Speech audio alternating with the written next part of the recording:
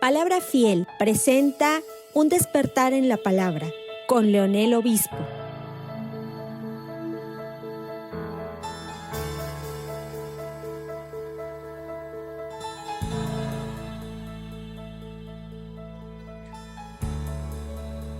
Abramos la palabra de Dios en el libro de los Hechos, capítulo 4. Vamos a darle continuidad al texto que comenzamos hace 2 semanas. Este texto no solamente le da continuación al tema de la soberanía de Dios, la confianza en la soberanía, sino que amplía un poco más, diríamos, el ente, lo amplifica un poco más. Y todo lo que vamos a leer en un poco más adelante son historias conectadas a las anteriores que amplían lo que nosotros estuvimos compartiendo la semana anterior. Recordemos que definimos la soberanía de Dios como el derecho que Dios tiene de hacer todo cuanto su voluntad, sus decretos, sus designios hayan concebido. Y no solamente el derecho, sino el poder que Él tiene desde toda la eternidad, hermanos. Es una actividad que Él tiene activa o pasivamente, todo cuanto ha de acontecer, sin tener que consultar a nadie, sin tener que rendir cuentas a nadie, porque Él es todo el que gobierna con todo y autoridad. Así es que nosotros vamos en esta hora a comenzar este tiempo donde podamos nosotros discernir, nosotros podamos también entender lo que es la palabra de Dios. Pero dijimos a la vez que el entender eso y vivir eso tiene amplias y profundas implicaciones para la vida práctica, hermanos. Y entre otras mencionamos, por ejemplo, que la confianza en la soberanía de Dios afecta nuestra vida de oración. ¿Se acuerdan de eso? La semana pasada. También afecta la manera como interpretamos la palabra. También afecta cómo entendemos las circunstancias a nuestro alrededor, qué es lo que está pasando. Afecta la manera como de otra manera testificamos a los hombres, testificamos nuestra vida, ¿sí? Afecta. ¿Qué es lo que afecta? Precisamente afecta la soberanía de Dios. También afecta nuestro estilo o los resultados de nuestra oración. Afecta la forma como tú te relacionas con la comunidad, ¿sí? Que está a tu alrededor, ¿sí? Y todos esos puntos los cubrimos, pero hay dos que quiero recalcar o que quiero darle más profundidad con relación al texto y al tema de hoy, que vamos a hablar sobre la abundante gracia de Dios. Por ejemplo, vamos a ver 3 puntos hoy. Punto número 1, la confianza en la soberanía de Dios afecta cómo testificamos. O sea, esa confianza en Dios afecta cómo yo voy a testificar. Ese es el punto número 1. El punto número 2, la confianza en un Dios soberano afecta cómo vives con relación a los demás que están en tu entorno, ¿verdad? Y hay un tercer punto que queremos tratar a partir del texto que todavía no leemos, pero que lo vamos a hacer en un momento. El tercer punto es la confianza con la que Dios nos invita a acercarnos a Él. ¿Sí? Ese es el tercer punto, la confianza con la que Dios nos invita a acercarnos a Él. Esto no implica que debemos tener o que no debemos de tener un temor reverente hacia su santidad y tener en cuenta lo que Dios es capaz de hacer cuando dicha santidad es violada o es quebrantada, ¿sí?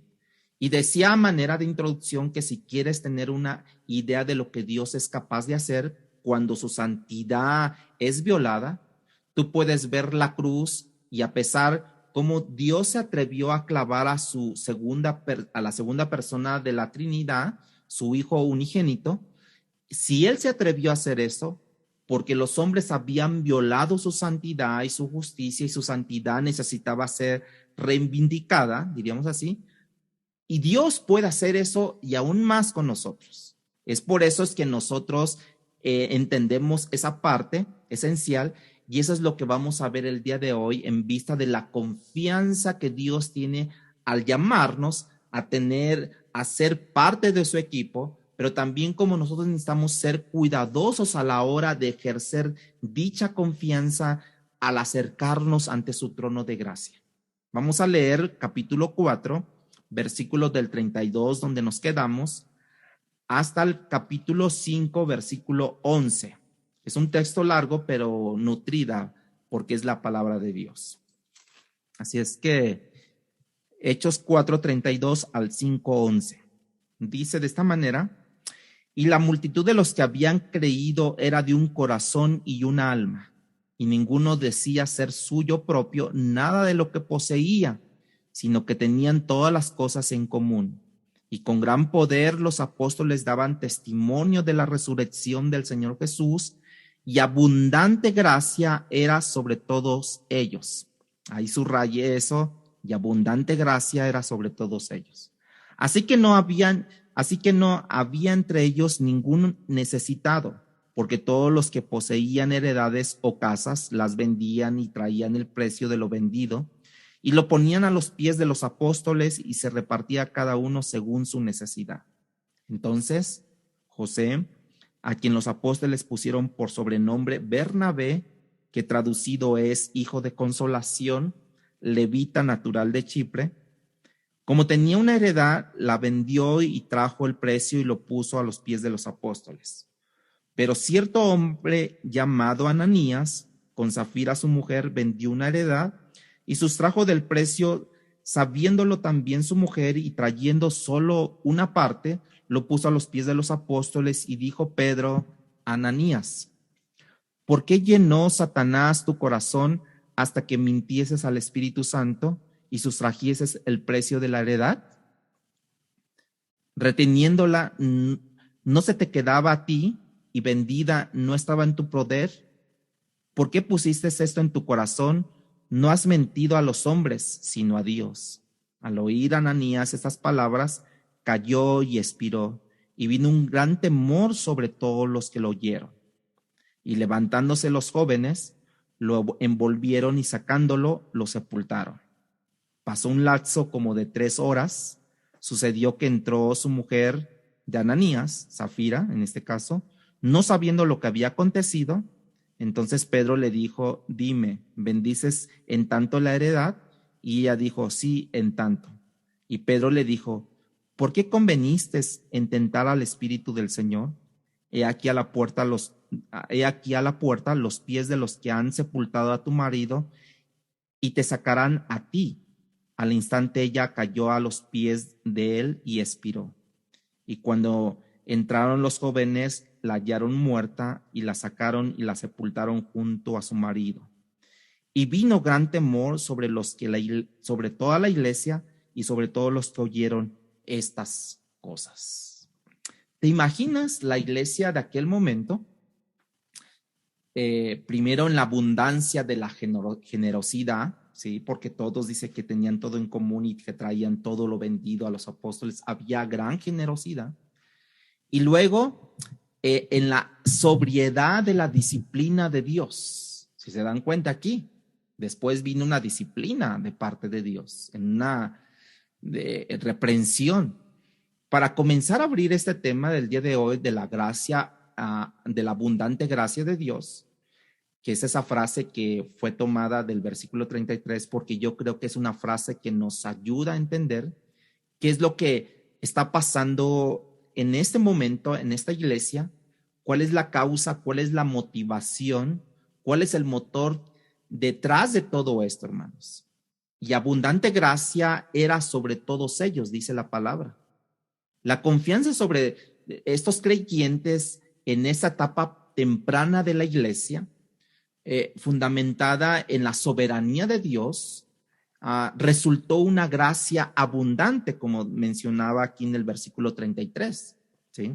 Y la verdad es que no nos ganamos la gracia nosotros, hermanos. Nunca es merecida la gracia de Dios sobre nosotros. Sin embargo, cuando tú revisas la palabra de Dios a profundidad una y otra vez, y tú te encuentras con que es claro que Dios responde con mayor gracia, exactamente, en la medida que sus hijos confían y le buscan a Él constantemente, ¿sí? El salmista también lo decía, de mañana te buscaré, tú oirás la oración de aquellos que te invocan, ¿sí? ¿Sí? Hay una gracia, ¿sí? A mayor gracia nosotros diríamos que es mayor obediencia, mayor la gracia de Dios que sigue depositando en nosotros. Ahora entendamos cómo mi obediencia no gana la gracia del Señor, hermanos, porque como ya lo dijimos, nosotros no podemos ganarnos la gracia de Dios. Pero algo que sí enfatizo es que mi desobediencia hace que Dios tenga que visitarme con algún tipo de disciplina, como le pasó a Ananías, ¿sí?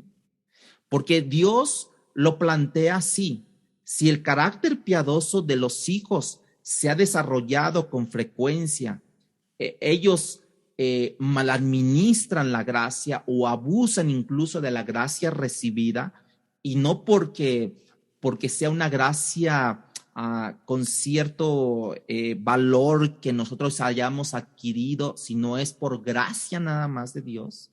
El hombre tiende a abusar aquello que recibe de Dios, hermanos.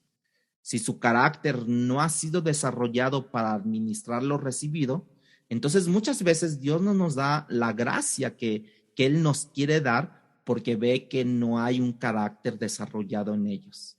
Lo primero que nosotros vemos en la medida que leemos ese texto es que la confianza en la soberanía de Dios nos afecta positivamente cuando testificamos, hermanos. Nos afecta cuando testificamos. Ese es el primer punto por desarrollar. Versículo 33 dice: y con gran poder los apóstoles daban testimonio ¿de qué? De la resurrección del Señor Jesucristo, y como consecuencia de esa obediencia o de ese poder que tenían estos hermanos, abundante gracia era sobre todos ellos. Los apóstoles recibieron abundante gracia, ¿sí? Y entonces con gran poder ellos testificaron. Gran gracia, gran poder. Y eso es algo que necesitamos entender. La gracia es la que está haciendo posible que ellos pudieran testificar acerca de la resurrección. Y no solamente testificar, sino poder hacerlo con gran poder, dice la palabra del Señor. Tú puedes pensar en la gracia de Dios como ese atributo que te da lo que no mereces exactamente, como sería la gloria, por ejemplo. Pero desde otro ángulo, cuando hablamos de que la gracia de Dios, por ejemplo, en el apóstol Pablo, que es la que le permitió hacer y trabajar, como lo menciona, más que todos los hombres, y luego decir, y esto es mediante la gracia, mas no yo, sino la gracia de Dios en mí fue que me permitió trabajar más que todos los hombres. Así lo expresó él. Cuando pensamos en esa dirección, hermanos, entonces la gracia ha sido definida como la habilidad que Dios tiene de capacitarnos para hacer, ¿sí? La gracia es la habilidad que Dios tiene de capacitarnos para hacer todo cuanto Él nos ha llamado a hacer. ¿Qué es lo que Dios te ha llamado a ti a hacer? ¿Sientes que tienes la gracia? Porque es la capacidad o es la habilidad para hacer todo cuanto Él nos ha llamado a hacer. Así es que si Dios me ha llamado a hacer un servicio específico para Él, Él me va a dar la gracia para que yo haga o tenga la habilidad, haga según el llamado que me haya hacer, que me mandó a hacer. Y no poner pretextos, ¿no? Es que esto, es que aquello, es que no sé, es que tal vez, es que ya tienen todo esto claro, ¿verdad? La gracia precisamente es lo que nos da la habilidad o nos da la capacidad para hacer todo cuanto Él nos ha llamado a hacer. Que no hay medios, Él te va a dar los medios. Que no hay economía, Él te va a dar la economía. Pero si nosotros esperamos a que vengan los medios y la economía y no nos activamos, entonces Dios no nos va a dar la gracia. Por eso es que es una gracia inmerecida que nosotros nos da. O sea, no viene por méritos propios, sino Dios te llamó, Dios te da esa gracia, la habilidad para capacitar. En este caso, les dio la habilidad para testificar, que fue uno de los mandamientos que les dijo en Mateo 28, no 19, de ir por todo el mundo y predicar este evangelio a todo el mundo y llevar, ¿no? Fue uno de los mandamientos recurrentes en la palabra de Dios y que aparece múltiples veces, ¿sí? En múltiples maneras. De hecho, en el capítulo 5, que todavía no leemos o que todavía no desarrollamos, capítulo 5, versículo 12, que no leímos precisamente este versículo, en Hechos 5:12, dice: y por la mano de los apóstoles se hacían muchas señales y prodigios en el pueblo, y estaban todos unánimes en el pórtico de Salomón. De tal manera, entonces podemos ver que los apóstoles pudieron, por la gracia de Dios, no solamente testificar en palabras, sino también pudieron testificar en hechos. Pudieron vivir cosas que hablaron y proclamaron, justamente por la misma gracia del mismo Dios que les dio y los capacitó para desarrollar el ministerio por el cual ellos habían sido llamados, ¿sí? Muchas veces nosotros no testificamos de esta manera y con gran poder y con gran confianza porque porque nos ha faltado precisamente la confianza en la soberanía de Dios, porque no hemos llegado a conocer a Dios como Él quiere que le conozcamos a Él. Dietrich Bonhoeffer, como decíamos algunas semanas pasadas, refiriéndose a esa falta de confianza o temor que a veces tenemos los hombres, decía lo siguiente: que aquellos que temen a los hombres no temen a Dios. ¿Qué es eso que temen a los hombres? Precisamente cuando nosotros ponemos pretextos, es que no tengo tiempo, es que mi trabajo, es que mi escuela, es que y tantos pretextos que nosotros ponemos, ahí le estamos temiendo al hombre. Dice Dietrich Bonhoeffer que aquellos que temen a los hombres no temen a Dios, y aquellos que temen a Dios no temen a los hombres. O sea, no ponen pretextos para el llamado que Dios los ha llamado. Todos tenemos el ministerio de la reconciliación. No podemos seleccionar y decir, a ver, ¿quién, Dios? Dime quién yo puedo hablar de tu palabra. No, es a todos. Incluso Pablo dice, a tiempo y fuera de tiempo tenemos que hablarles. La realidad, hermanos, es que la mayoría de la humanidad está gobernada por los temores. ¿Qué comeré mañana? ¿Qué vestiré mañana? ¿Cómo pagaré las colegiaturas? ¿Cómo pagaré las mensualidades de la casa, del coche? Tenemos múltiples cosas, hermanos. Tememos, por ejemplo, a pasar vergüenzas, a ser rechazados, a perder dinero, perder respeto. Tememos perder el control, la salud, cosas materiales. Prácticamente tememos a todo. Mucha gente incluso se sube a un avión y teme lo que le pueda pasar al avión mientras está allá, y más si pasa por las turbulencias, ¿no? Y se nos olvida que la cura a todos esos temores, hermanos, es confianza en la soberanía de Dios. Si Él te llamó, si Él te dijo esto, Él va a respaldar eso. Él te va a dar la facultad, Él te va a dar esa gracia para que tú puedas negociar, para que tú puedas hablar, para que tú puedas testificar, para que tú puedas obtener lo que Dios te ha dicho. Y se nos olvida esa confianza en la soberanía de Dios.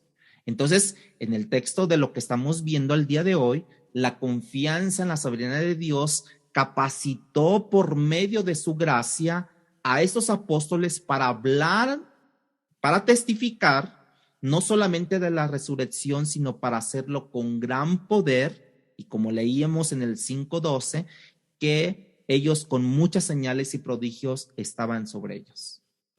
Punto número 2, ya hablamos sobre cómo afecta la soberanía de Dios en relación a cómo testificas. Ahora el punto número 2 es la confianza de un Dios soberano que afecta nuestra relación con la comunidad a nuestro alrededor, con nuestras relaciones interpersonales, ¿no? Eso es increíble.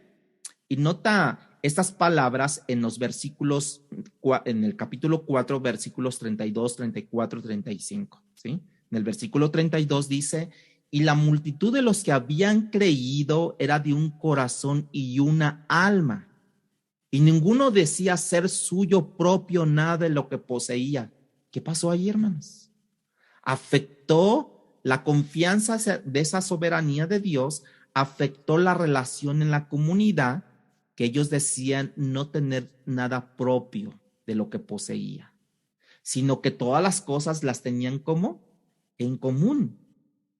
En el versículo 34 dice: así que no había entre ellos ningún necesitado, porque todos los que poseían heredades, ¿no?, o casas o terrenos, las vendían y traían el precio de lo vendido. ¿A quiénes? A los apóstoles, versículo 35, lo ponían a los pies de los apóstoles y repartían a cada uno según su necesidad. Afectó esa relación entre la comunidad, entre los que estaban alrededor. Esta comunidad conocía el Antiguo Testamento, seguro, que conocían un salmo muy conocido al día de hoy, Salmo 24:1, que escribió el rey David, que dice: de Jehová es la tierra y su plenitud, el mundo y todo lo que en él habita. Esta iglesia llegó a entender esa realidad, es que tenemos esto y estamos vendiendo esto y lo regalamos y lo traemos a los pies de Cristo porque no es mío. De Jehová es la tierra y la plenitud y todo lo que hay. Y de hecho, no solamente las cosas materiales en el planeta Tierra son mías, sino que el texto 24:1 dice que del Señor son todo lo que habita en este planeta. Por tanto, la iglesia primitiva, hermanos, llegó a verse como prácticamente como administradores de sus vidas. Y llegó a verse como administradores de lo que poseían ellos y dijo: mío nada es. Dios, tú eres el dueño de todo lo que yo tengo, de todo lo que tú me has permitido administrar. Ahora yo lo traigo a los pies de los apóstoles para que ellos distribuyan todo esto. Y por tanto, ese entendimiento que tenían de verse como la soberanía de Dios, que tiene el derecho, que tiene todo el poder, porque así lo tiene Dios, entonces cambia por completo cuando yo veo cómo administrar lo que yo tengo, cuando yo veo como un administrador que Dios me ha dado, de lo que yo compro, de lo que yo vendo, y me veo como un administrador de lo que también yo retengo, y yo me veo como un administrador de mi propia vida. Y entonces notemos que esta iglesia respondió con ese entendimiento. Ninguno decía ser suyo, porque recordaban a un Dios soberano. ¿Quién es el verdadero propietario de todo lo que tú posees? Es Dios. ¿Cuántos pueden decir amén, hermanos? Es Dios el único propietario. Esta congregación que vemos en Hechos no solamente tuvo en común, por así decirlo, lo que poseía, tuvieron sus propias vidas en común. Dice en el versículo 32, y la multitud de los que habían era de un corazón y una alma. Vean cómo eran, no solamente lo que poseían, sino también yo me entrego con ustedes, tengo en común mi vida con ustedes, ¿sí? La soberanía de Dios afecta cómo tú vives en relación con los demás. En la mañana lo decíamos, ¿verdad? En la mañana decíamos algo de esto, ¿no? El individualismo de nuestros días, hermanos, se caracteriza por una generación que no ha entendido mucho esta forma de relacionarse con los hermanos como en ese entonces, ¿no? Porque están tan ajenos a una posible concepción del verdadero significado de la iglesia de Jesucristo, que somos cuerpo, somos manos, somos miembros, somos órganos del cuerpo. De hecho, la población de aquellos tiempos de la primera iglesia tuvo una cosmovisión y una manera, una forma completamente distinta a la gente que hoy vemos en este planeta Tierra. Está más más agarrado en el materialismo, está más agarrado en la vanidad, está más agarrado en el individualismo, ¿no? Que yo tengo, y pues yo tengo, ¿no? Entonces, podemos ver en la palabra de Dios que en diferentes formas o ejemplos, muchas veces nosotros pensamos, hermanos, pensamos poder entender que la soberanía de Dios va a afectar mi relación con mi hermano. Sí, porque ahora, como decíamos en este canto, haznos uno en ti, Señor. Que ya no seamos diferentes, que ya no, sino tengamos la misma mente, que tengamos el mismo enfoque, que tengamos la misma meta, que prosigamos en el blanco que es Jesucristo. Y cuando nosotros entendemos esto, entonces nosotros vemos, hermanos, que nosotros concebimos que la palabra de Dios trae como un enlace, entreteje la relación de Dios con mi relación, y ahora lo que yo poseo ya no es mío, sino es tuyo, hermano. Sino ahora lo tenemos en común. ¿Quién está pasando por necesidad? Pues apoyamos, ayudamos, ¿sí?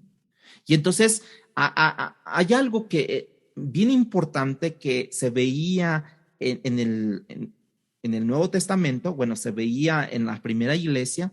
Incluso Jesús cuenta de una parábola que un hombre recibió un visitante y a medianoche fue y despertó al vecino y le dice: ¿tienes pan? Porque necesito darle comida. Porque el visitante mío no solamente es el visitante mío, sino es el visitante de la comunidad. Y la responsabilidad es de alimentarlo, no era solamente mía, sino era responsabilidad de toda la comunidad, porque ese visitante era un visitante de esta comunidad. Y a ese grado, ellos tenían esa responsabilidad de poder ayudarse mutuamente. Por eso es cuando Jesús lo dice esto. Pero cuando ya está en acción la iglesia, miren, hermanos, ellos se pudieron desprender fácilmente. ¿Por qué? Porque precisamente ya tenían como cultura el ayudarse mutuamente en comunidad. En esta cultura, Dios obrando gracia sobre ellos, resultó que a esta gente les fue más fácil integrarse y ser de un solo corazón y de un solo sentir, pero sobre todo, hermanos, porque ellos habían desarrollado una devoción a la persona de Cristo. Y cuando tú haces eso, es mucho más fácil ser de un solo sentir y de un solo corazón, porque Cristo está en medio de nuestras vidas para fomentar esa unidad. Tozer, un comentarista, explica de eso de una manera a través de una ilustración. Dice Tozer: algunas veces has pensado que 100 pianos afinados, cada uno de ellos conforme a un diapasón. Un diapasón es como un tenedor así. Es un afinador musical con el que se afinan los pianos acústicos, ¿sí? Que tienen las cuerdas, y entonces se afina por el diapasón. Dice que estos pianos, 100 pianos afinados conforme a un mismo diapasón, están automáticamente afinados el uno al otro. Todos ellos suenan como un mismo sentir, pero el hecho de estar afinados, no el uno al otro, no de piano a piano, sino del diapasón al piano, todos están uniformados, afinados de ese diapasón. Dice Tozer: de esa misma manera, 100 adoradores unidos en un mismo lugar, cada uno mirando a Cristo, están cada uno cerca de su corazón, que ellos pudieran estar, si ellos conscientes, tratarán de unirse, solamente, de afinarse piano con piano, o de animarse un orador con un adorador, entonces no podrían esforzarse en que este piano o este orador puede alentar al otro orador. Todo esto tiene que ver por crear una koinonía, una comunión. Todo esto tiene que ser afinado, precisamente como decía Tozer, por un diapasón. ¿Quién es ese diapasón? Es Cristo Jesús. Nuestra mirada tiene que ser Cristo Jesús. Entonces, cuando nosotros queremos por nuestras propias capacidades afinarnos entre nosotros mismos o tener relación o tener coinonía, y resulta que la otra persona pues no le gusta lo que tú comes, no le gusta donde tú quieres ir, no se quiere vestir como tú te vistes, entonces tú dices, no, ya no lo voy a invitar. Ya no lo voy a invitar a mi casa porque no le gusta esta comida. Ya no le voy a regalar esto porque no le gusta, no se lo pone. ¿Por qué? Porque nos esforzamos nosotros al querernos afinar mutuamente, nos esforzamos nosotros a tener coinonía más cerca, y hoy inventamos tantas cosas por querer tener coinonía, como vamos a tener una reunión, vamos a una comida, vamos a todo esto. Finalmente, muchos trabajan, ¿sí? Cuando pasa todo esto, y no todos quedan contentos, y no todos quedan a gusto, ¿verdad? Porque no todos son del mismo gusto. Pero cuando Cristo es el centro, es el diapasón, entonces Él nos afina a todos. Él nos afina a todos. Ya no conforme a mis cualidades, sino conforme al amor, a la cualidad, al carácter de Cristo. Y entonces nosotros podemos convivir, como dice la Biblia, todos tenían un mismo sentir, eran de un mismo sentir, de un mismo corazón, porque había un diapasón que era Cristo la mirada, ¿sí? Hay muchos que podemos ver, por ejemplo, primera de Juan capítulo 1:7 dice, pero si andamos en luz, como Él está en luz, tenemos comunión unos con otros. O sea, si andamos en Cristo, que Él es la luz, tenemos comunión unos a otros. Y dice, y la sangre de Jesucristo, su Hijo, nos limpia de todo pecado. ¿Qué trata de decir Juan con esto? Que cuando yo ando en luz y usted, hermano, anda en luz, entonces tenemos comunión. Usted y yo tenemos comunión. Y mi diferencia que yo tengo, o sea, no es mi mismo gusto que usted tiene. Pues a mí me gustan las fresas con crema. No, a mí me gustan las fresas solas. Entonces dice, la sangre de Jesucristo nos limpia de todo pecado. O sea, que viene precisamente la sangre de Cristo y nos une con un mismo sentir de decir, bueno, a mí no me gustan las fresas con crema, pero me gustan solas, pero comámoslas con crema. O comamos las solas, las fresas, ¿no? Y entonces te hace de un mismo sentir y de un mismo corazón. Ya ve qué tan importante es que yo ande en luz, porque cuando yo ando en luz y Él está en luz, ¿sí? Tenemos comunión unos con otros. Si usted anda en luz y el otro hermano en tinieblas, entonces no va a haber comunión, hermanos. O si los dos andan en tinieblas, pues menos va a haber comunión, ¿verdad? Porque cada quien va a defender su posición, cada quien va a defender su gusto. No, pues yo lo hacía así en la otra iglesia. Me perdonan, hermanos, pero así fui enseñado. Y ahí sacan sus estilos, sus formas de ver, ¿no? Y no, dice, si yo ando en luz y tú andas en luz, hermano, entonces tenemos comunión.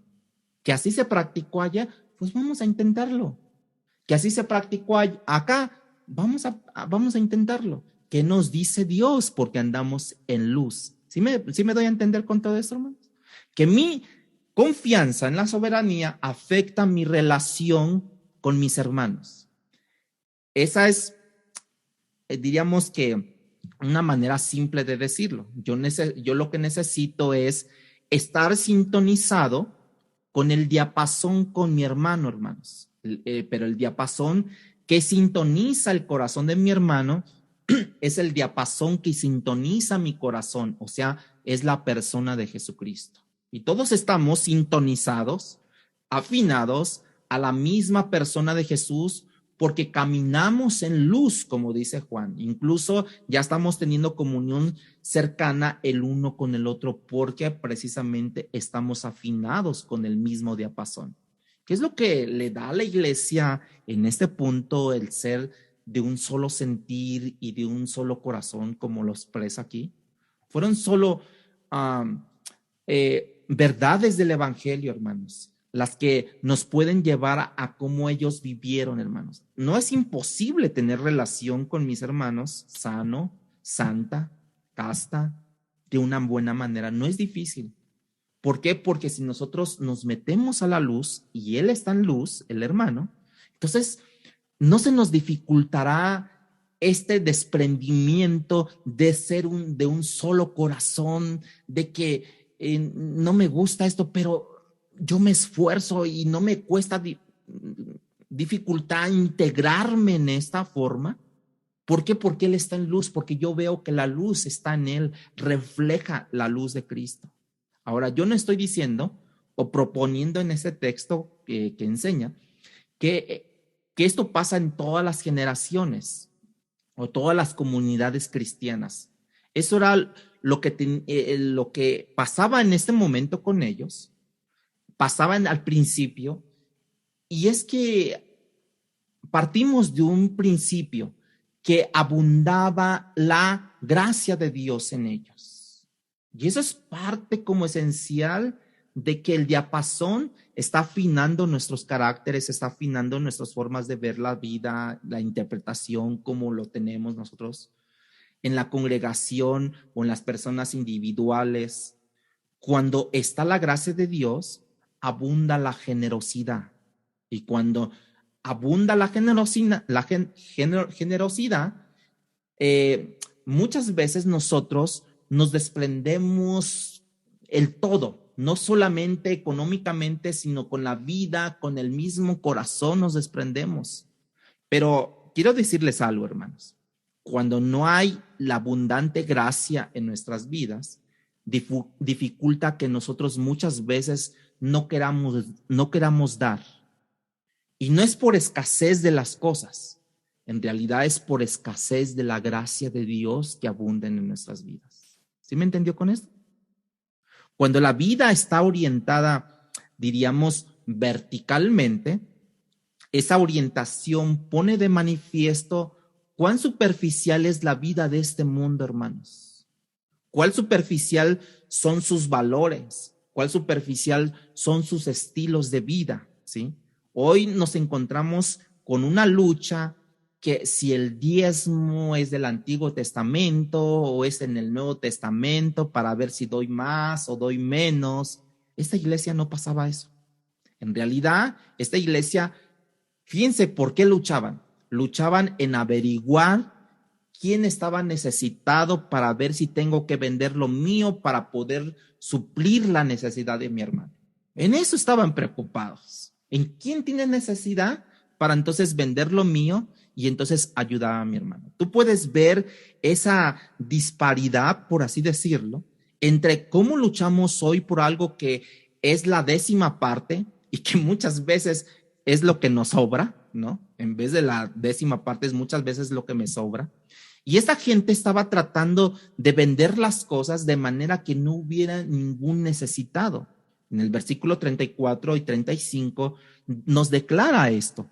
Así que no había entre ellos ningún necesitado, porque todos los que poseían heredades o casas las vendían y traían el precio de lo vendido y lo ponían a los pies de los apóstoles y se repartía cada uno según su necesidad. La venta de sus propiedades fue el resultado de su preocupación por sus necesidades, hermanos. Vendían tierras, casas, traían el dinero de lo vendido y lo ponían a los pies de los apóstoles. Hasta este momento, los apóstoles eran todólogos, ¿verdad? Predicaban, oraban, ministraban, visitaban a los enfermos, recibían el dinero, cubrían las necesidades, hasta que llegamos al capítulo 6 de Hechos, que no lo voy a leer, no lo vamos a leer, pero lo voy a comentar nada más, cuando comienza a aparecer un segundo tipo de personas allí. Ahora este segundo grupo que aparece en el capítulo 6 administraba la congregación, y ahí se dicen que los apóstoles decidieron dedicarse a la oración y a la administración de la palabra y posiblemente empezaron a evolucionar. Este grupo que aparece en el capítulo 6 aparece como administrador o como hoy lo podríamos decir los diáconos posteriormente, ¿no? Pero si piensas que esta iglesia, en el pasaje que estamos revisando hoy, tú puedes ver cómo esta iglesia se destacó y tuvo cualidades exactas. Número uno, se destacó por su unidad. La congregación de los que creyeron era de un corazón y una alma. Es una cualidad que solamente la gracia de Dios, que abundaba en ellos, les pudo proporcionar este tipo de unidad. La segunda cualidad o el destacamiento que tuvo es que fue una iglesia desprendida, porque dijo, ninguno decía ser suyo lo que poseía. Tercero, había generosidad en esta iglesia. Todas las cosas, dice, eran propiedad en común. Nada es mío. Esto, lo que Dios me ha dado, porque de Dios es la tierra y su plenitud, todo lo que en ellos habita es de Dios y todo esto es de Dios, entonces somos hijos de Dios y todo nos pertenece a todos. Había también denuedo. Los apóstoles testificaban con gran poder acerca de la resurrección del Señor Jesucristo, con gran poder. O sea, había denuedo para predicar su palabra. Otra de las cualidades que se manifiesta esto, que había una presencia manifiesta de Dios. ¿Por qué? Porque abundaba la gracia. Y la gracia, le vuelvo a decir, no se compra. La gracia la da Dios, a quien Dios llama para ejercitarlo, para facilitarlo, para que haga lo que Dios le ha llamado a hacer. Esta gracia estuvo en ellos, hermanos. Y la otra cosa que tenían en claro ellos era la eternidad como enfoque de vida. No como enfoque de vida algo terrenal, sino la eternidad. Todo lo que poseían, tierras, casas, las vendían. Estas cosas, es como decir, estas casas son temporales, no me van a durar mucho, mejor las vendemos para ayudar para el crecimiento de la iglesia, para ayudar al crecimiento del evangelio, y las vamos a traer y a los pies de los apóstoles para que ayuden a los necesitados, que hay que abrir nueva iglesia, que hay que abrir nueva célula, que hay que abrir, se necesita dinero, y traían todo eso porque entendían que del Señor era todo eso, y que ellos en un momento dado habían acrecentado sus bienes económicos, pero con el propósito, cuando llegara el tiempo, de venderlos y darlo a la comunidad y acrecentar el evangelio de Dios. Otra de las cosas, de las cualidades que había entre ellos también era la credibilidad en el liderazgo. ¿Por qué? Porque para que tú puedas traer lo vendido y lo depositado a los pies de los apóstoles, tenía que haber credibilidad en ellos, hermanos. Y la otra cosa importante es que había igualdad, cierta igualdad por lo menos al vivir. ¿Por qué? Porque se distribuía a cada uno según su necesidad. ¿Sí vieron todas esas cosas que tenían ciertas cualidades esos hermanos? ¿Sí? Eso fue el resultado de ¿qué, hermanos? De una sola cosa, de la gracia abundante sobre ellos. Sin gracia, tú no puedes dar. Sin gracia, y no es por escasez de dinero, hermanos. No es por escasez. No es porque yo gano un peso y entonces ¿qué doy? No. A veces más esta historia, o a veces en la historia de la iglesia, ayer o hoy, la escasez o la dificultad para dar nunca ha estado relacionado con la escasez de recursos, hermanos, sino por la escasez de la gracia de Dios. Míralo en ese texto, en la segunda carta de los Corintios, capítulo 8, versículo 1. El apóstol Pablo, escribiéndoles a los Corintios, hablándoles acerca de algunos hermanos pobres de otras iglesias, de otras ciudades, lo expresa muy claramente aquí en segunda de Corintios capítulo 8, versículo 1. Dice, asimismo, hermanos, os hacemos saber la gracia de Dios que se ha dado a las iglesias de Macedonia, que en gran prueba de tribulación, la abundancia de su gracia, de su gozo y su profunda pobreza, abundaron en riquezas en su generosidad. ¿Cómo lo está diciendo? La gracia de Dios hizo que estas iglesias con profunda pobreza fueran deliberadas al dar. Vean cómo está esto, hermanos. Versículo 3 y 4 de 2 de Corintios 8. Dice, pues doy testimonio de que con gran agrado han dado conforme a sus fuerzas y aún más allá de sus fuerzas. Fíjense cómo los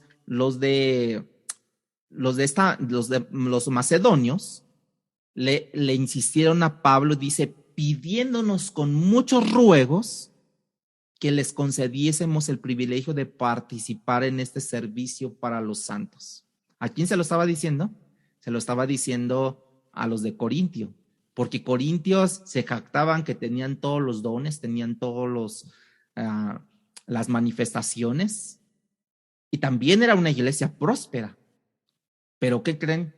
Que no soltaban ni un centavo, por así decirlo. Eran muy mezquinos estos hermanos. Y entonces Pablo les pone el ejemplo de la iglesia de Macedonia, de esas iglesias, porque dice, con muchos ruegos nos piden que les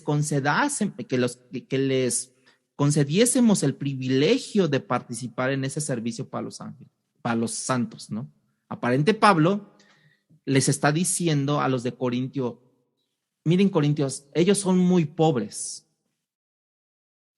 Y ellos tuvieron que suplicarnos para que nosotros accediésemos a través de súplicas y ruegos para que los dejemos participar en el sostenimiento de los santos. Y vean lo que dice el versículo 5 de 2 de Corintios 8:5. Y no como lo esperábamos, sino que asimismo se dieron primeramente al Señor, ahí está la gracia. Se dieron primeramente al Señor, hermanos, y luego a nosotros por la voluntad de Dios.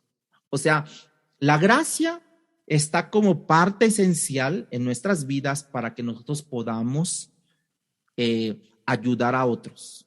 Esa es la clave. También en el libro de los Hechos, ellos se dan al Señor a sí mismos. Y eso es como un diapasón que lo sintoniza y entonces luego nosotros, dice Pablo, se dan por la voluntad de Dios a nosotros. ¿Por qué? Porque hubo un primer paso. El primer paso es que se dejaron sintonizar o se dejaron afinar por el mismo diapasón que es Cristo Jesús. O sea, que hubo gracia sobre ellos para darse después a las demás personas. Sí, como dice la Biblia, ¿no? Que tu mano derecha no sepa lo que hace la mano izquierda, ¿no? Bueno, es eso, precisamente. La escasez económica nunca ha sido la causa de no dar, hermanos. La escasez de gracia que nos hace resentir el dar y el diezmar, ¿sí? Cristianos, o nos hace cristianos dadivosos, son cristianos de mucha gracia. Y ese es el resultado de apreciar lo que Cristo hizo, hermanos. Y en esa misma carta, ¿sí? En ese mismo contexto de los Corintios que estábamos hablando, llegaron a entender que Cristo, siendo rico de los de Macedonia, ¿sí? Ellos se llegaron a entender, se hizo rico de todas las formas posibles, o siendo rico más bien Dios, Cristo, dice que se hizo pobre para que nosotros que éramos pobres espiritualmente hablando, llegamos a ser ricos. De manera que esta iglesia contempló la cruz y dijo, pero si el Señor se dio todo, se dio de una manera, ¿por qué yo debo de escatimar esfuerzos, recursos, fuerzas por la causa de alguien que se dio como fue Cristo Jesús? ¿Por qué yo debo de escatimar? Ahora, esta generosidad es el resultado de confiar en la soberanía de Dios como el dador de todo lo que tenemos, hermanos. Es una generosidad real, no fingida. Es una generosidad como lo vemos en la vida de Bernabé, este personaje, porque si hay algo bueno que este texto hace, es que nos habla de características de esta iglesia en su inicial, ¿sí? Pero creo que Dios, sabiendo cómo somos, lo que Él hace es que se centra ahora en una persona, a partir de unos versículos de Hechos 4, y luego en dos más en el capítulo 5, para ayudarnos a ver algo de esta generosidad y de una manera individual, cómo se contrastan esas dos partes. Entonces Dios empieza a hablarnos en su palabra de Bernabé, y él contrasta la generosidad genuina de Bernabé con una generosidad aparentemente de Ananías y Zafira. El nombre de Bernabé es un nombre que aparece en forma recurrente en el libro de los Hechos, en la palabra que se menciona como 23 veces. Dice el texto que los apóstoles le pusieron por sobrenombre o como un apodo, ¿no? Que traducido es, o sea, Bernabé, que traducido es hijo de consolación. Ahí lo dice, ¿no? Ese no era un nombre, ese no era su nombre real era José, como ahí mismo lo dice, era un levita natural de Chipre, pero los apóstoles le llegaron a apreciar tanto que había algo especial en este hombre y le pusieron de apodo, diríamos así, sobre un sobrenombre Bernabé, hijo de consolación. Versículo 36 y 37. Dice, entonces José, a quien los apóstoles pusieron por sobrenombre Bernabé, que traducido es hijo de consolación, levita natural de Chipre, como tenía una heredad, la vendió y trajo el precio y lo puso a los pies de los apóstoles. Algunos daban por obligación, no Bernabé. Algunos daban o dan por responsabilidad, no Bernabé. Algunos daban por calmar su conciencia, no es el caso de Bernabé. Algunos daban como para la opinión de los hombres, bueno, quizás Ananías y Zafira sí, pero no Bernabé, no es el caso de Bernabé. Y algunos como Bernabé dan porque no pueden retener lo que Dios les ha dicho que den. Lo que ellos entienden en este momento que ha sido una bendición y dan porque Dios ha transformado su carácter de ellos de tal manera que su carácter ahora es dadivoso en esta ocasión, como lo es el carácter de Dios que dio a su único hijo en propiciación por nuestros pecados. Cuando nosotros tenemos el carácter de Cristo, entonces nosotros nos desprendemos y damos al Señor. Porque las cosas materiales que usualmente le dan a las personas tranquilidad o le dan seguridad, Bernabé entendió que eso no da seguridad ni tranquilidad. Porque su seguridad de Bernabé está en Dios, el soberano, en que Dios ha creído, en el que Dios ha dado a su Hijo unigénito, y ahí está su esperanza, allí está su seguridad, su tranquilidad de Bernabé. Gente como Bernabé ha llegado a entender que gente como esta iglesia primitiva, con esta perspectiva de vida que nosotros encontramos, por ejemplo, hay un versículo en la Biblia que dice Lucas 12, versículo 15, que habla como guardaos de toda la avaricia, porque la vida del hombre no consiste en la abundancia de los bienes que posee. Bernabé entendió perfectamente que esa esperanza o esa motivación no consiste en la abundancia de lo que él tenía, sino más bien consiste en lo que Dios le había dado. ¿Cuál era? La salvación eterna. Entonces, en este contexto, Cristo enseñando en contra de la avaricia y enseñando acerca de la verticalidad de la vida que debo de tener, que es mi vida, mis ojos puestos en Cristo. Aunque tenga muchas cosas, tu vida no consiste en eso. Tú tienes cuántos bienes, tú tienes casas, tú tienes carros, tú tienes, no sé, tantas cosas. Y no consiste tu vida en eso, sino mi vida consiste en lo eterno, no en lo pasajero. Por eso es que allí en lo que leíamos en Lucas 12, versículo 15, también en versículo 16 y 17, dice, también les refirió una parábola diciendo, la heredad de un hombre rico había producido mucho y él pensaba dentro de sí diciendo, ¿qué haré? Porque no tengo dónde guardar mis frutos. Quizás alguno de nosotros pueda decir, ya no tengo dónde poner tanta ropa en mi closet, ¿no? O en mi ropero, no sé, ¿no? O ya no tengo pared donde colgar mi ropa, ¿no? Versículo 18 dice, y dijo, esto haré, derribaré mis graneros y los edificaré mayores. Allí guardaré todos mis frutos y mis bienes. O sea, como diciendo, necesito un closet más grande, ¿verdad? En versículos 19 y 21, y diré a mi alma, muchos bienes tienes guardados para muchos años. Repósate, come, bebe, regocíjate. Pero Dios le dijo, necio, esta noche vienen a pedir tu alma.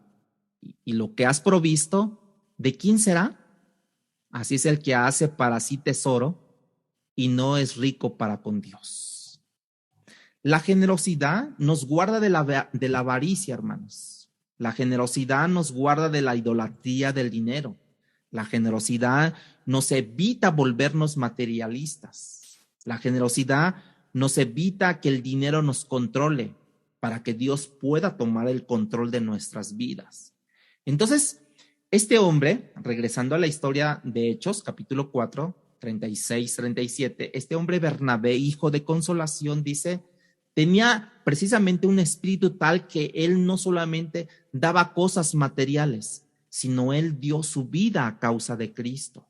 Él es quien toma en un sentido a Pablo, y cabe mencionar que en ese momento la iglesia no quería a Pablo, porque Pablo, acuérdense que había sido perseguía a la iglesia, pero en ese momento ya Pablo había sido convertido, y de hecho esta iglesia se alborotaba mucho cuando hablaban de Pablo. El texto dice de la palabra que en este momento Pablo se fue a Tarso, entonces la iglesia tuvo paz, la iglesia estuvo tranquila. Tuvo que salir Pablo de la comunidad. La iglesia no tenía paz cuando Pablo estaba allí porque podía ser un infiltrado Pablo, ¿no? Porque apenas había creído en Cristo. Y Pablo se va. Bernabé, así es que va por Pablo, lo introduce a la iglesia, lo acepta la iglesia por Bernabé, por la confianza que había en Bernabé, que habían depositado en él.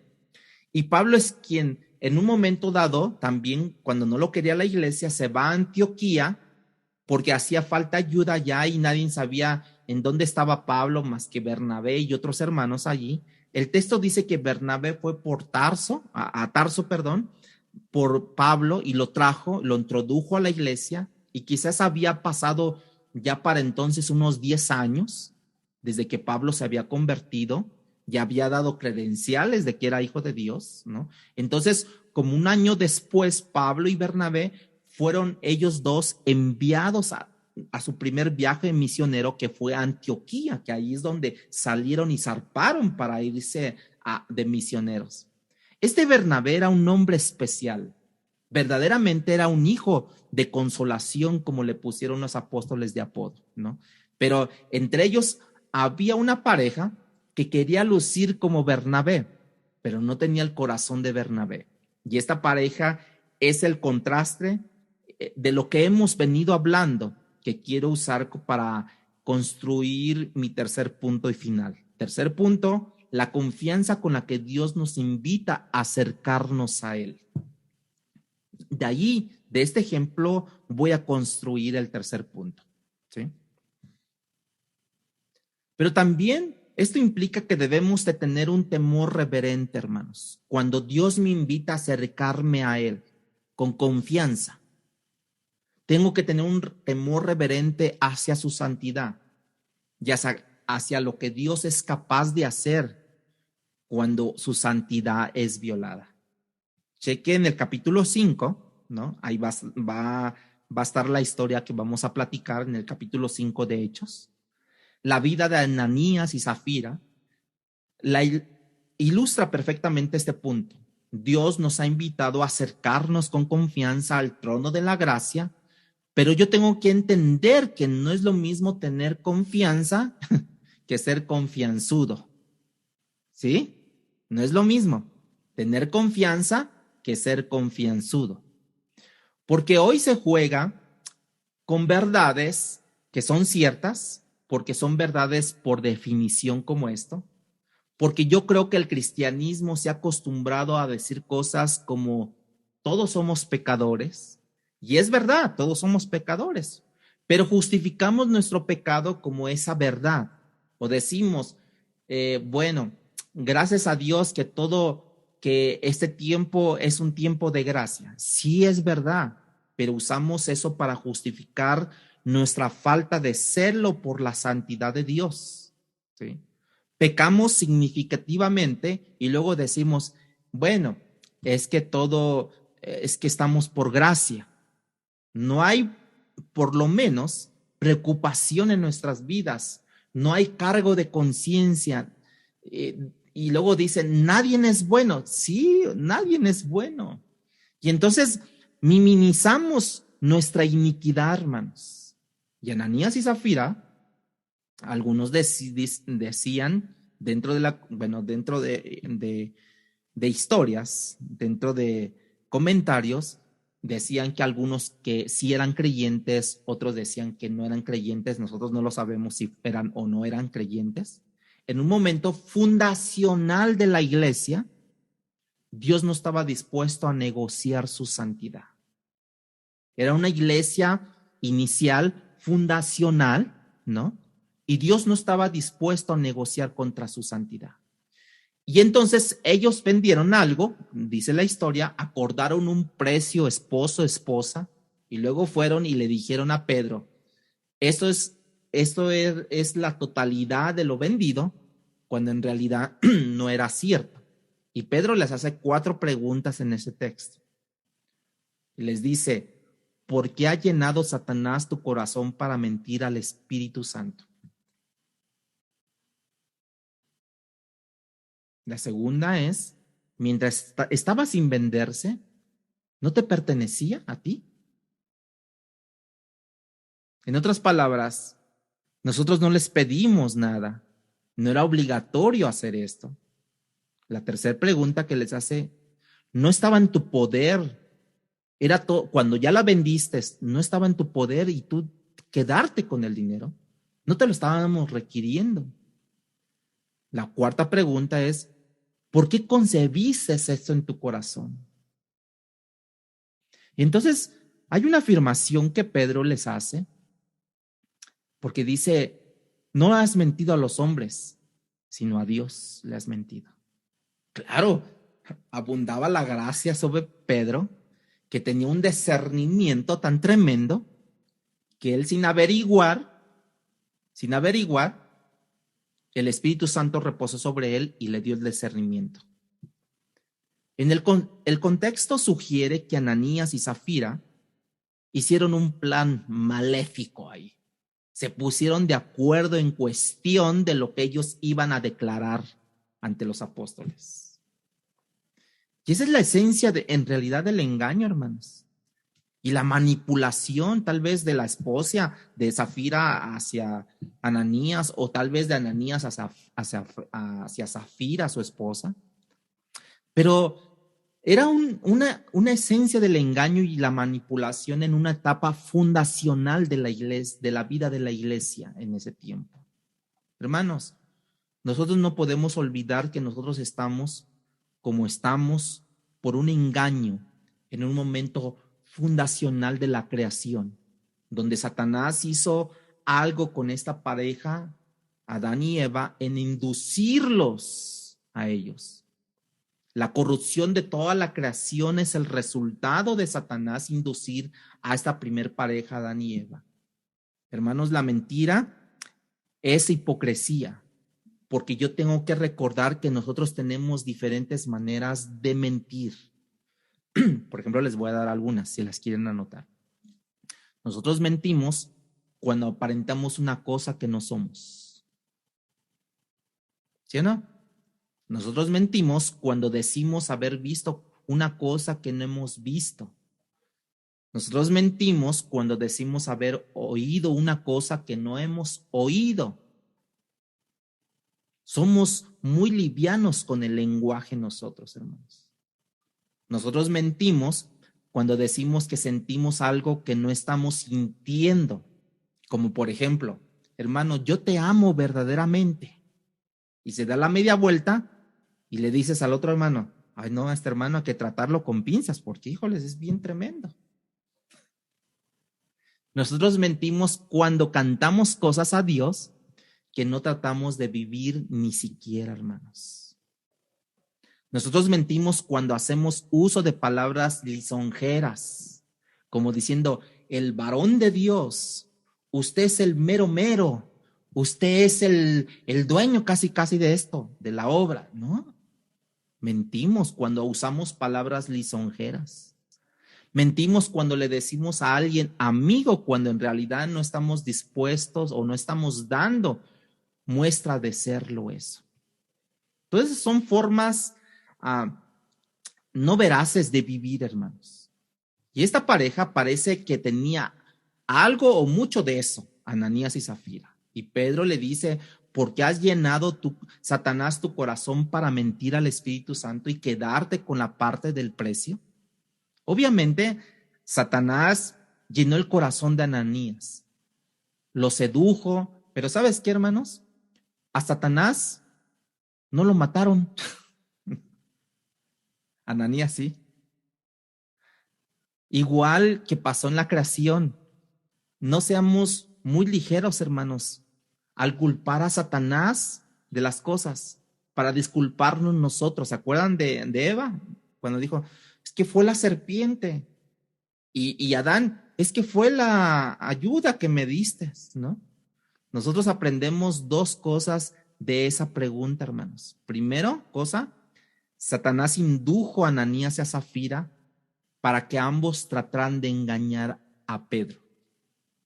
La segunda que nosotros podemos ver esto es que la mentira de dicha pregunta, o la mentira dicha a Pedro, perdón, fue una mentira dicha al Espíritu Santo. Hermanos, la mentira que tú y yo decimos es una mentira contra los hombres, no solamente, sino es contra Dios. La mentira es hipocresía. Hay un pasaje que me llama mucho la atención en el Salmo 116:11. Dice que todo hombre es mentiroso. Lo que implica es que todo hombre de alguna manera o en algún momento, en algún lugar, es hipócrita.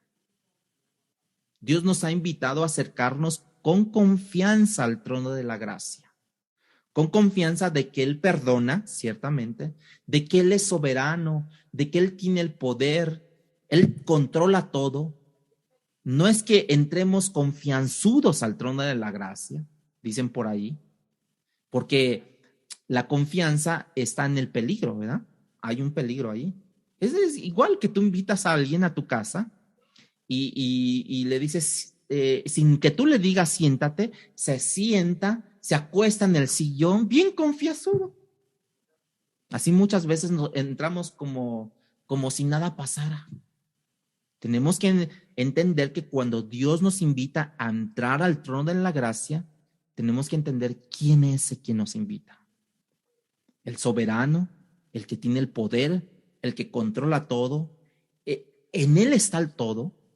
Un comentarista dice, de una forma de pregunta y también de respuesta a la vez, dice que ¿es correcto temer a Dios? Y él mismo responde, ¿por qué debo de temer a Dios? Es la esencia, o cuando no tememos a Dios, es la esencia de la impiedad, no temer a Dios. Cuando yo no temo a Dios, entonces yo tengo esencia de impiedad, de confianzudo. Cuando hay razón o muchas razones por qué temerle, porque Dios es soberano, porque Dios controla todo, porque Dios es poseedor de todo, porque Dios es el dueño de todo, de mi propia vida, quien en un momento dado me puede decir, hasta aquí terminaste y hasta aquí termino. Cristo dijo, no temáis a los hombres, sino teme a aquel que mata el alma y el cuerpo. ¿Sí? Entonces, el mismo Cristo, Jesucristo, nos instruyó de todas formas, hermanos. A nosotros no nos conviene ser confianzudos, porque cuando nosotros somos confianzudos, somos muy ligeros con Dios. ¿Qué pasó, Dios? ¿Qué pasó, Dios? Contando precisamente con la gracia de Dios, cuando yo soy confianzudo con Dios y estoy abusando de su gracia, yo comienzo a alejarme de Dios. Pero recuerdo que cuando nosotros vivimos en esa tierra, por ejemplo, miren aquí, véanme, Dios aquí, el pecado o el mal acá, cuando yo me acerco, que yo estoy en medio, cuando yo me acerco a Dios, me alejo del mal. Cuando yo me alejo de Dios, me acerco al mal. O sea, hay una línea muy fina, muy delgada, hermanos, en el hecho de que yo soy hijo de Dios y lo quiero yo presumir que soy hijo de Dios y con mi poder que Dios me ha dado, con mi llamado que Dios me ha dado, con mi unción que yo tengo, y yo te cuento, yo te digo, y quién sabe qué. Y Ananías y Zafira, encontraron de mala manera esta verdad, hermanos. Ananías dice que cayó muerto, llegaron unos muchachos, lo sacaron y lo enterraron, y pasando como 3 horas, dice, viene su esposa Zafira y Pedro le pregunta, sin saber ella qué es lo que había pasado con su esposo, y le pregunta, ¿bendices por tanto el terreno? Le confirma que sí, a ese precio lo ha vendido. Y en el versículo 9, de Hechos 5:9, Pedro le dijo, ¿por qué conveniste en tentar al Espíritu del Señor? Y aquí a la puerta a los pies de los que han sepultado a tu marido y te sacarán a ti también. Vean cómo pasó todo esto, hermanos. Ahora sí que ahí voy. Esposos, esposas, a veces uno de los dos peca. Hablan, lo entienden y luego se ponen de acuerdo a ver cómo va a disfrazar eso delante de los hombres. Yo recomiendo algo, mejor sigamos siendo de confrontación santa y amorosa el uno al otro. Y no tratemos de engañar al hombre porque en realidad engañamos, ¿a quién dice la Biblia? Al Espíritu Santo, a Dios. ¿Sí? Entonces, ¿cuál fue el resultado de esa disciplina que Dios trajo a esta iglesia en su etapa temprana, hermanos? En el versículo 5:11 dice, ¿cuál fue el resultado? Vino gran temor sobre toda la iglesia y sobre todos los que oyeron estas cosas. Esa era la idea, el escarmiento, un escarmiento. Otro comentarista dice que esa es una cosa horrible, que Dios quiere disciplinar para que otros escarmienten, ¿no? Y esa es una cosa terrible, ser el escarmiento de otro, la verdad. Cuando Dios es quien te disciplina a ti. Veamos cómo Dios dice algunas cosas de esto, ¿no? En Proverbios 29:19, Proverbios 29:19, dice, el siervo no se corrige con palabras, porque entiende, mas no hace caso. Fíjense. Entonces, ¿qué pasa, hermanos? Dice, el siervo no se corrige con palabras. ¿Qué necesita entonces? Un escarmiento, ¿no? O ser parte de la estadística del escarmiento de este mundo o de la iglesia misma, ¿no? Dice, porque no entiende, porque entiende, pero no hace caso. Dios hizo con eso con Moisés. Dijo Dios a Moisés, delante de mi pueblo no me trataste como santo. No puedes entrar a la tierra prometida y mi pueblo necesita un escarmiento. Así es que no entrarás, Moisés. No puedo permitir que mi pueblo rebaje mi nombre y juegue con mi santidad. Lo hizo con David también.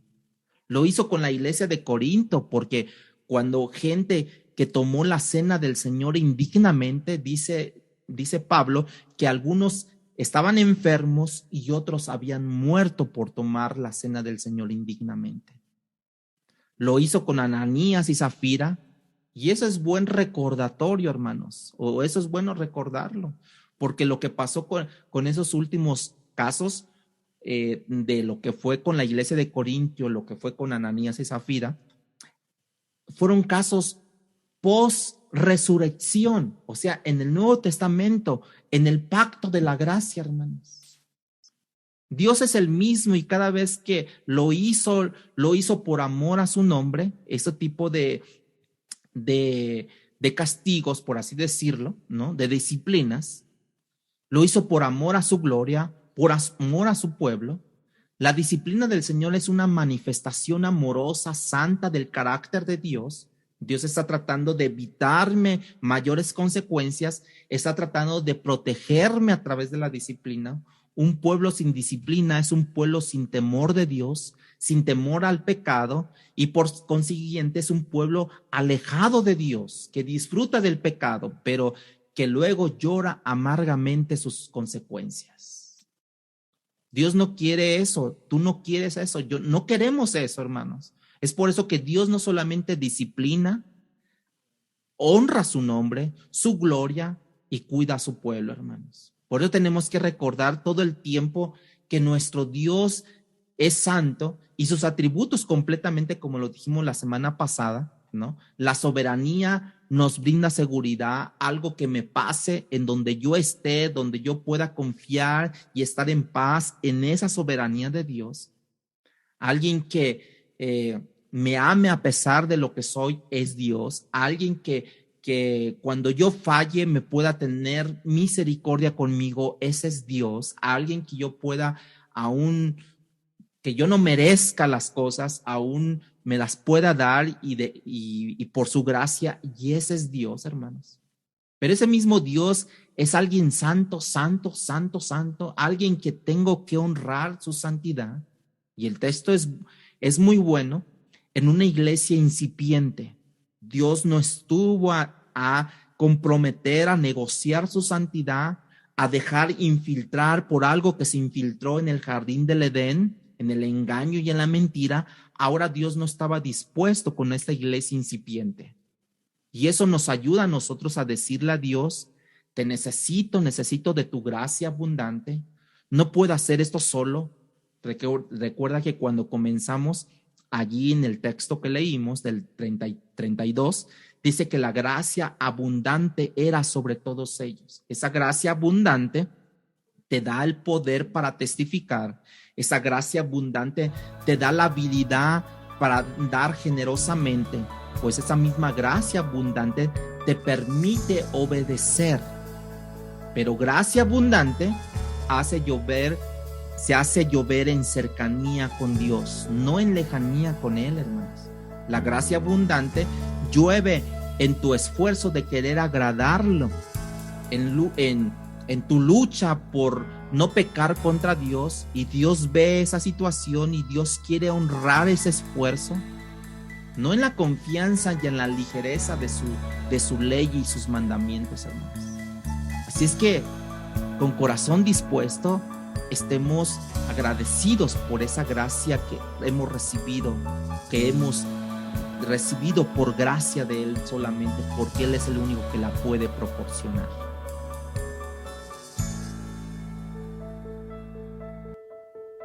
Palabra Fiel presentó Un despertar en la palabra. No olvides buscarnos en Facebook y YouTube como Iglesia Palabra Fiel CDMX y seguir las transmisiones por Zoom de cada domingo.